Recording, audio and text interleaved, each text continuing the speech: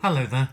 So, hopefully, by now, people will have heard the latest announcement from the Prime Minister or read up on that, and the new limitations and guidelines that pertain to us with regards to Christmas. And it's going to be a very different Christmas from what there has been. Now, on our social media, emails, phone calls, and various different means, we've received a number of questions. And in the first instance, that's actually quite reassuring that people are reaching out to get clarity on the different guidelines that exist. But we've spotted a few questions that sort of keep cropping up. So we thought it might be useful to try and just address those in a different medium through voice rather than just the written word all the time. But I think in the first instance, actually, myself, my colleagues, just sympathy to everybody that this is going to be that different and restricted Christmas. It's not what anybody was hoping for, and it had been a hope that Christmas might be the light at the end of the tunnel. Not this year, unfortunately. And many of us won't be able to be with their nearest and dearest.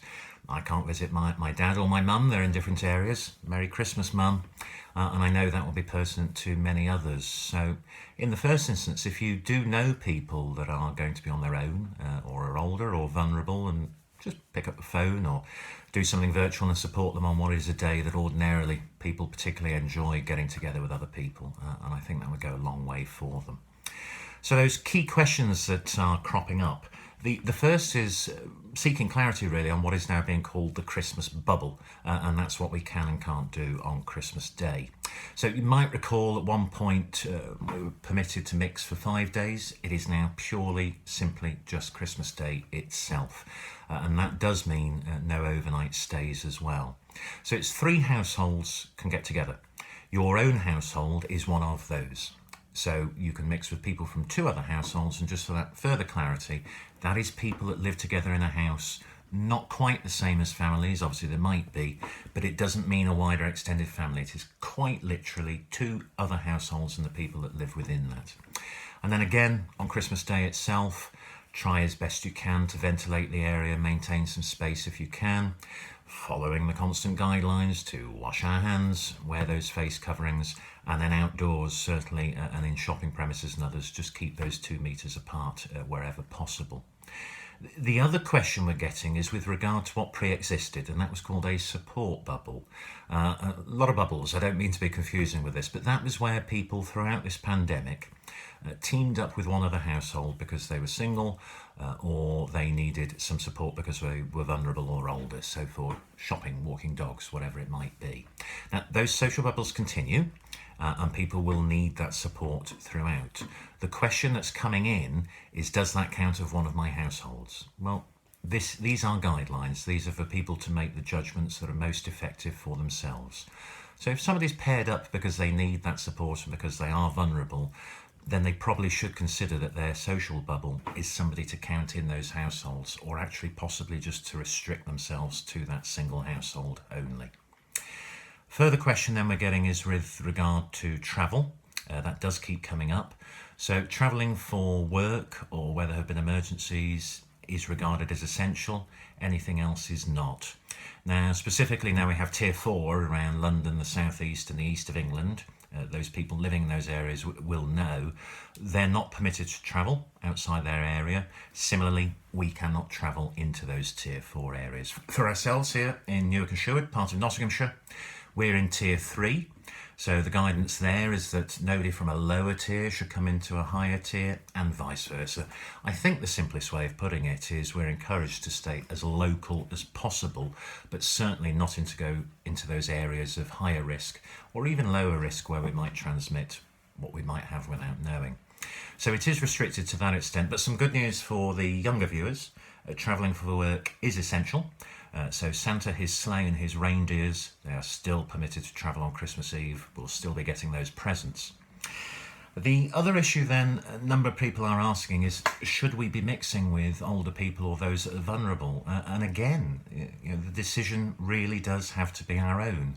We know the guidelines, we're aware of that level of risk, but we're also aware that so many people want to get together because they've not seen each other for a long time. Problem being, we don't know necessarily if we've got the virus or we're transmitting it, even if we've been tested in the not too distant past. So all I can really do in that respect is suggest to people that they should be encouraged to think very hard as to what the risks are, take a decision based on that judgment and balance. Do it by telephone or virtual if possible, and just keep looking after one another until this situation lessens. And ordinarily I'd try and do a cheery New Year message. I think we can all say this has not been a good year, the next one surely must be better. And all the indications are going that way. The vaccine has arrived. Over 500,000 people in the country now have been vaccinated, and they're working through the older age groups and vulnerable, sort of working down towards some of ourselves. And that does mean that those most at risk at some point in the not too distant past, in a few months hopefully, will have received their vaccinations, which just starts to change the environment that we're in, that those most at risk are hopefully protected and will begin to better consider relaxations and how we can live among one another going forward. That's going to happen in 2021. That must be something to look forward to. We have had some queries about what's most recently occurred in these announcements. People are asking about the new virus. There isn't a new virus, and I'm not playing semantics. It's the same virus, it's just a different strain. Now, the indications are that it appears to be more transmissible, so people might catch it more easily from one another, but there's certainly no indication at present that it's any more virulent, that it's any more dangerous to one another. In fact, the opposite might be proven to be true. And absolutely the assurances we're getting are, because it's not a different virus, the vaccines that are available to us will still work, and that is being tested as we go through as well. So there's still that very real hope around the vaccination, what that does for how we mix with one another, and that real hope we've all got to look forward to, that 2021 will be different, relaxations will occur in the not too distant future, and we can begin to get back towards that semblance of normality. But it does have to be said, in the meantime, it is still being transmitted, people are still at risk, we do still need to follow these guidelines, look after one another, shop local, support your local business, do all we can in these difficult times.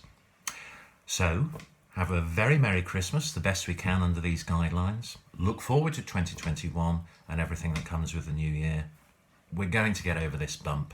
Thanks to everybody for all they're doing to continue these guidelines and looking out for each other. Have a best of time as you can.